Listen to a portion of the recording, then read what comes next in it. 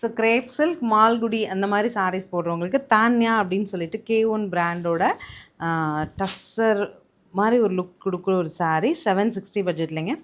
எவ்வளோ time wash பண்ணிங்கனாலும் இதனோட colour and ஷைனில் difference வராது. ஃபேப்ரிக் பொறுத்த வரைக்கும் ஒரு க்ரஷ் ஃபீலோடு இருக்கும். நான் ஓப்பனில் கொடுக்குறேன் பாருங்கள்.